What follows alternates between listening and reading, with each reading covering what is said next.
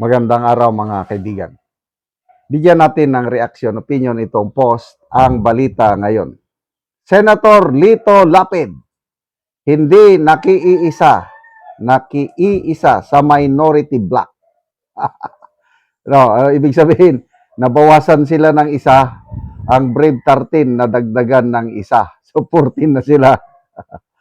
Kinumpirma ni Senator Rodante Marcoleta na hindi umano nakikiisa si Lito Lapid sa hakbang ng minority bloc laban sa kontrobersyal na video presentation ni Senator Amy Marcos tungkol sa umano'y charter change at term extension.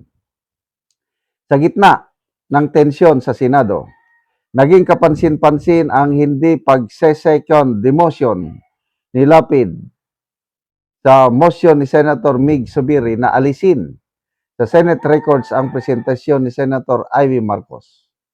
Kasunod nito, nakipagkamay si Lapid kay Marcoleta sa plenaryo. Ayon kay Marcoleta, nakuha ko ang salita ni Senator Lapid na hindi niya iseseke ng motion ng aking kaibigan, si dating Majority Leader Senator Mig Zubiri. Dahil dito marami ang nagbigay ng interpretasyon na tila lumihis si Lapid sa oposisyon ng ilang membro ng minority bloc na hayagang bumatikos sa presentasyon ni Senator Amy Marcos. Matatandaan ng naging sentro ng kontrobersya sa Senado ang video presentation na Amy Marcos kung saan inilatag umano ang mga dokumento, footage at aligasyon kaugnay ng umano'y pag-uusap para sa charter change, term extension at posibilidad na maapektuhan ang 2028 elections. Nauna ng kwestiyon ni na Senator Kiko Pangilinan, Hontiveros, Rapi Tulfo ang kredibilidad ng presentasyon. Maging si Senator Mig Zubiri ay naghain ng motion upang alisin ito sa opisyal na record ng Senado. Sa ngayon, wala pang opisyal na payag si Senator Lapid kung may epekto ba ang kanyang naging hakbang ng kanyang pananatili sa minority bloc. Ngunit, lalong umiinit ang usapin tungkol sa pagkati-hati ng mga senador sa gitna ng kontrobersyal na debate ukol sa charter change at 2028 election.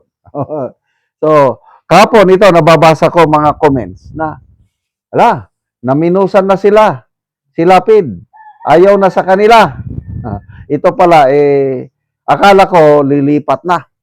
Actually, itong si Lapid, madaling lilipat yan eh. Kung saan ang Agos, doon lang siya. Yan ang walang problema ang senador. No talk, no mistake. Ano lang. Grabe oh. So, nasaan yung kanilang ipinagmamalaki na kudita nila? Hindi nangyari kahapon.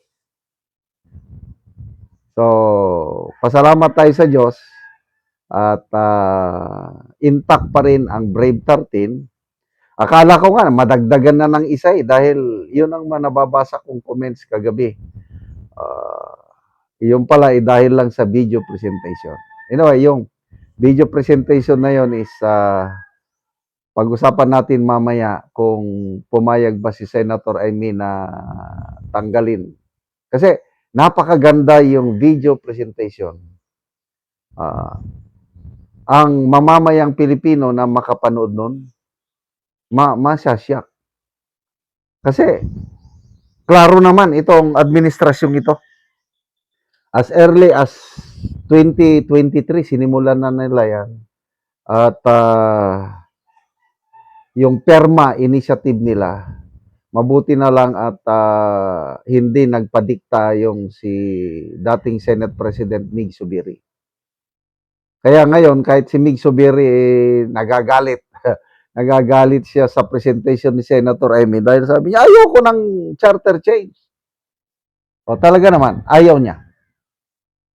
Kasi kung nagpadikta pa siya sa powers that be, baka by this time, nagkaroon na tayo ng charter change.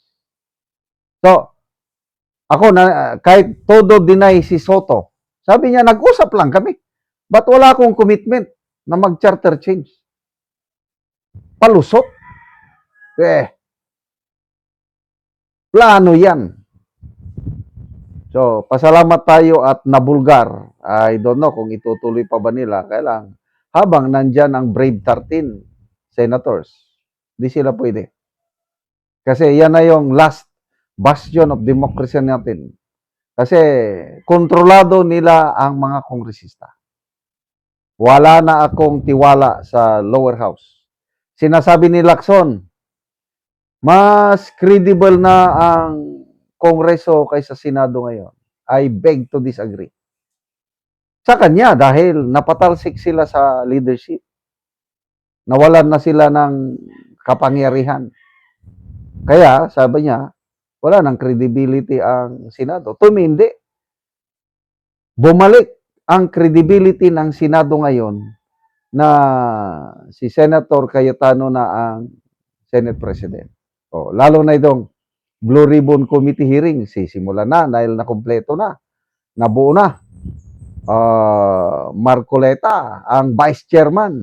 2 abogado na yung mamumuno, Pia Cayetano and Marcoleta. Sino ang panalo? Di taong bayan. Dahil pera ng taong bayan ang nilustay. Pilit na pinagtakpan ng previous leadership. Tapos sasabihin, nawalan na daw ng credibility ang Senado. Noon pa. Nung ayaw nilang imbestigahan ng tunay itong flood control scandal, nawalan ng credibility ang Senado. Pati nga yung dating kaibigan, kasamahan ni Ping Lacson na si Mr. Lito Banayo, nagtataka. Bakit nagbago? Naguguluhan ako. Bakit? Anong nangyayari na kay Senator Ping Lacson? Dating matibay sandigan na lumalaban sa korupsyon, biglang lumambot pagdating sa flood control investigation. So, salamat sa Brave 13. Sana hold the line kayo, walang bibitiw. Ituloy ang laban para sa kapakanan ng taong bayan. Salamat mga kaibigan sa inyong pagsubaybay sa channel na ito. Kakatulong kayo ng malaki sa tribong Talanding ng Bukidnon dahil ang sweldo natin sa channel na ito is pantulong po sa tribo. Namimigay tayo ng libreng yero at pako para makapagpatayo sila ng mas maayos na tirahan. Panoorin nyo ang video na ito. Anak ko sa balay sa natabangan na mo og yero. So muna ni ang itsura sa gawas nga bahin so atong sudlot.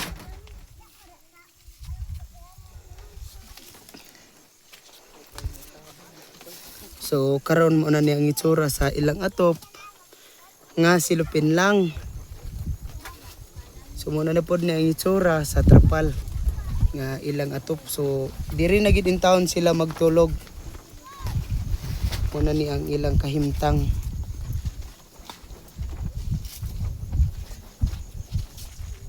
So karon atong tan-awon kay nagpatindog sila og bag-ong balay nga ilang pag-atupan sa natabang nga yen. Ug karon mo na ni ang hero nga among gihatag nga ilang iatop karon. So mo na ni ang ilang gipatindog nga bag-ong balay nga ilang pag-atupan.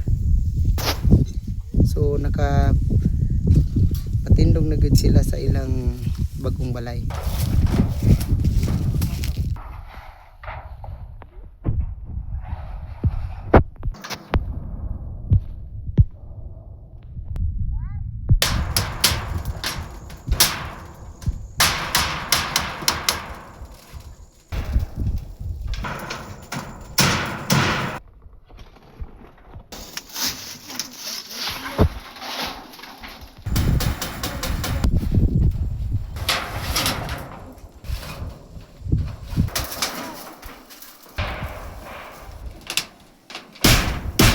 O karon umanagad sa pag-atop ang ginatabang nga yero. Salamat sa naghatag sa sin og malamat sa Ginoo nga nakabalay na gyud mi. Di na mi maulanan. So ang inyong payag pila na nakabulan inyong payag nga silupin lang.